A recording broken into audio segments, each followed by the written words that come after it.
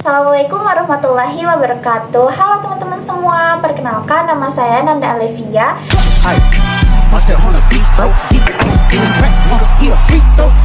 Dengan NIM J0401251092 dari Fakultas Sekolah Vokasi Prodi Komunikasi Digital dan Media. Oke, baik, di sini saya akan menjelaskan terlebih dahulu hubungan manajemen komunikasi antar pesona. Di sini saya akan menjelaskan pengertiannya terlebih dahulu. Komunikasi antar pesona dapat diartikan sebagai proses interaksi dan pertukaran pesan yang terjadi antara dua individu atau lebih dalam suatu kesempatan. Aktivitas ini berlangsung secara tatap muka atau bisa melalui media yang memungkinkan para pihak yang terlibat untuk saling berinteraksi secara langsung atau spontan.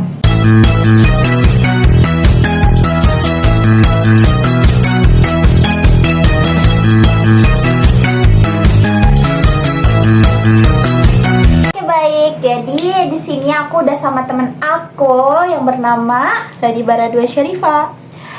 Oke, di sini kita tuh mau ceritain awal kita bertemu sampai kita sekarang berteman baik.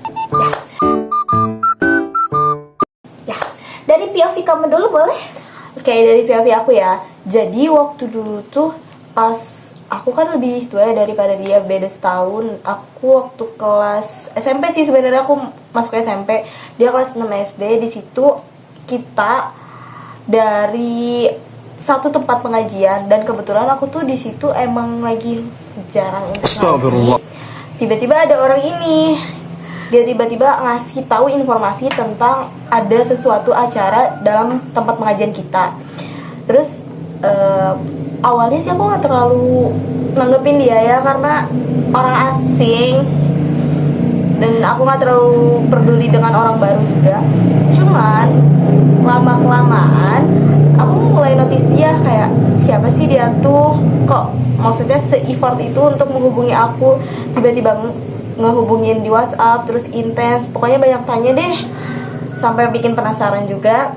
Nah akhirnya baru nih lama kelamaan lambat laun kita mulai akrab di satu pengajian, karena rumah kita tuh dekat, kayak cuman berjarak kalau jalan paling semenit 2 menit doang deh.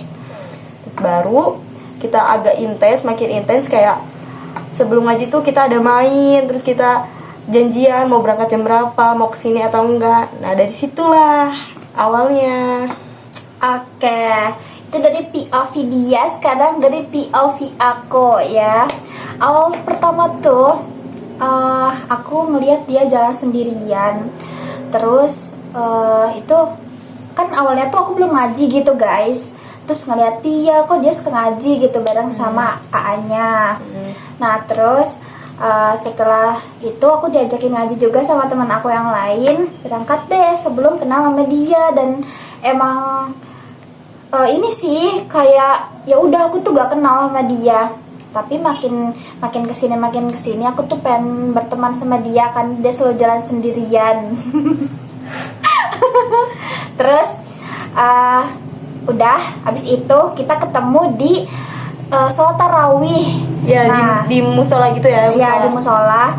Nah terus ya di situ aku mendekatkan diri kepada dia, memberanikan untuk ngobrol walaupun dia sejutek gitu guys. Sejutek itu kayak apa sih, kayak gitu. Terus aku beraniin minta nomor WA dia, dikasih, dan aku memberi informasi kalau misalkan di pengajian tuh ada acara. Nah dari situlah kita makin dekat. Terus aku sih yang suka ngajakin dia, kan dulu tuh suka gini ya, ngaji gak gitu lewat WhatsApp. Terus nanti sampai ke rumah ya gitu. Terus ya udah sampai sekarang deh kita berteman. Udah ya, awalnya sih aku masih kayak kurang welcome ke dia. Terus lama kelamaan karena sikap dia yang ya kalau kata aku sih lucu juga ya, masa PDKT itu. Jadi aku luluh, terus dia tuh bawel banget kayak cerita segala macam random, dan aku bukan tipikal orang yang kayak gitu ya guys. Dia tuh orang gimana ya, orang tuh awal berkomunikasi pun dia kayak kayak lemah lembut gitu. Padahal aku yang udah seyeping ini tidak direspon dengan dia gitu. Tapi aku tidak menyerah guys. Aku tuh pengen berteman karena teman rumah aku tuh Cuman aku. iya, cuman dia ya ada juga yang di sana tapi dia tuh ya udah pada gede jadi Iya, yang Kayak- seumuran tuh cuman kita berdua doang. gitu. Walaupun kita juga beda setahun tapi Nggak ada jarak sama sekali. apalagi rumah kita ya ampun tinggal tinggal loncat. jalan doang. Tinggal Udah loncat. kayak lu lihat dari gerbang aja udah kelihatan itu rumah gitu. Ya itu rumah si Raditya Iya, tuh, ya, dan masih rumah kita tuh warna catnya sama biru. Jadi kalau ada tukang paket kadang nyasarnya ke dia. bener lagi. Assalamualaikum Teh Radiba ya. Padahal cuma enggak, kadang paket dia juga nanya ke aku. Emang ya guys, kita tuh udah klop banget. Yang Bener-bener klop banget. bener. Oke, segitu aja Awal kita bertemu. Oke guys, lanjut ya. Jadi aku tuh mau tanya ke kamu, situasi apa sih yang bikin komunikasi kita ini tetap efektif menurut kamu? kalau kata aku sih, kita paling efektif tuh lewat sosial media dari WhatsApp. Karena kan nggak mungkin juga ya tiap hari ketemu walaupun rumah dekat. Jadi kita harus nanyain kabar. Misalkan aku tuh lagi butuh dia banget, aku pengen cerita nih, kadang aku ngechat, ada waktu gak, lagi free gak, kamu sibuk gak, hari apa bisanya. Nah dari situ kita ketemu untuk main, sharing cerita. Terus kadang kalau misalkan emang nggak bisa banget buat ketemu, baru kita ke WhatsApp atau telepon. Iya betul. Jadi situasi yang bikin kita komunikasinya jadi efektif itu satu banget nih lewat WhatsApp, media sosial kayak gitu. Karena kita mau main ke rumah aja tuh harus calling dulu guys, gak bisa langsung dateng gitu, nggak bisa. ketok gitu. Karena kan kita juga punya Kesibukan masing-masing. Udah apalagi udah kuliah kan pasti Iya, betul. sibuk banget. betul. Oke, itu aja yang bikin komunikasi kita efektif Sampai detik ini. sampai detik ini. Oke guys, lanjut ya. Daya tarik atau sifat masing-masing yang bikin kita hubungan komunikasi antar personanya baik sampai sekarang itu apa sih? Mulai dari kamu dulu. Kalau dari aku, karena aku lebih tua dibandingkan dia, otomatis aku sering memberikan saran sama dia tentang ya segala macam lah, mulai dari pertemanan, mulai dari keluarga atau dari hubungan. Aku sering ngasih saran sama dia. Dan yang bikin aku tertarik itu dia sering merespon saran aku terus melakukannya juga, bukan sekadar omongan doang ya. Itu sih.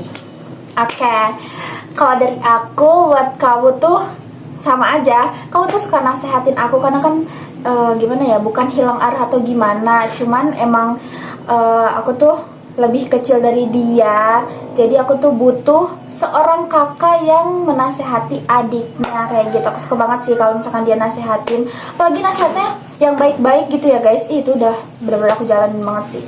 Itu sih, harus saling menerima pendapat. Kalau kita ada yang nggak suka tuh pasti kita bilang gitu.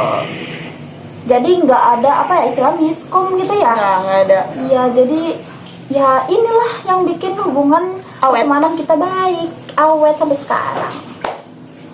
Bye dah, kita aja. Oke, yang terakhir, konflik atau masalah apa sih yang pernah terjadi di antara kita dan dampaknya untuk masing-masing diri kita tuh apa aja? Mulai dari kamu. Kalau aku, ini baru-baru banget terjadi sih, sekitar sebulan yang lalu. Aku ngasih saran sama dia tentang sesuatu lah, ada problem gitu. Aku memberi saran nih ya, sebagai kakak yang baik intinya.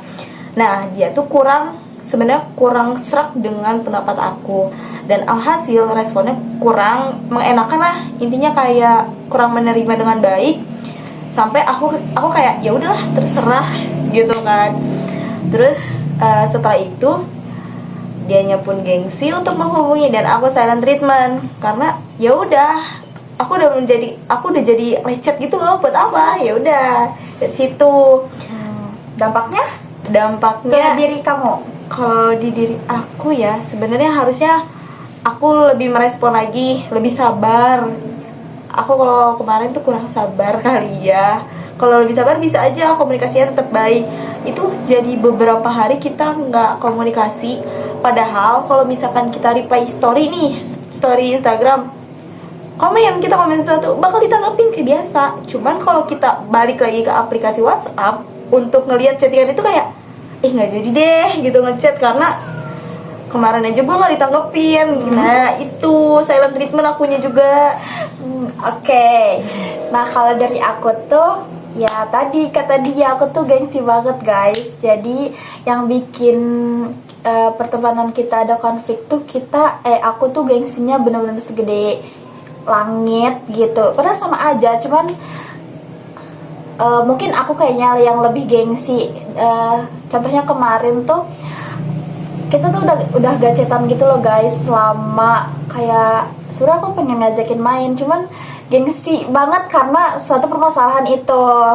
Nah terus cara aku untuk dia ngechat duluan tuh, aku ngeposting dia di second account aku, ngeposting foto kita berdua. Terus gak lama dia minta foto. Nah dari situ deh akhirnya dia ngechat duluan dan ya beres juga. Walaupun nggak ada kata udah beres atau udah minta maaf gitu, nggak ada. Karena ya namanya cewek ya. Cewek. Jadi kayak kita lupa aja yang kemarin. Yang sekarang kemarin udah lewat. Iya gitu.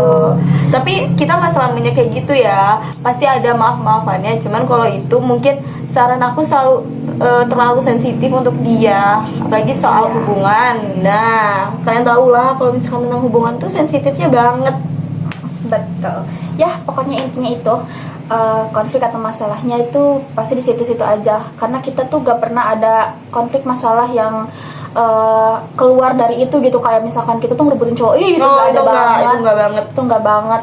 Paling kayak cuman ego kita sih. Ego sih.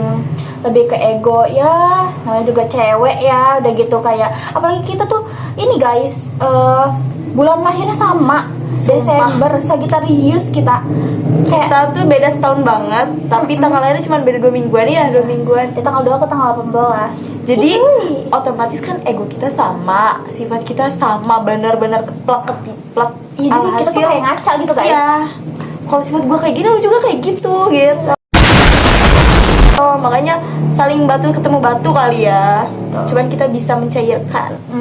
Betul. Oke guys, segini aja komunikasi antar pesona kita tuh ya naik turun ya. Ada yang berhasil, ada yang juga lurus, gagal. kadang ada bergelombang gitu ya guys. Tapi kita selalu menyelesaikannya.